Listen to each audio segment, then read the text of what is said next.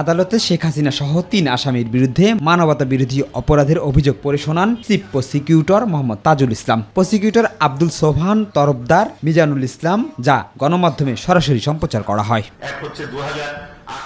শুনানি শেষে আন্তর্জাতিক অপরাধ ট্রাইব্যুনালের চেয়ারম্যান বিচারপতি মোহাম্মদ গোলাম মর্তুজা মজুমদারের নেতৃত্বে ৩ সদস্যের ট্রাইব্যুনাল আদেশ দেন। আগামী ১৬ জুন এই মামলার পরবর্তী দিন ধার্য করা হয়েছে।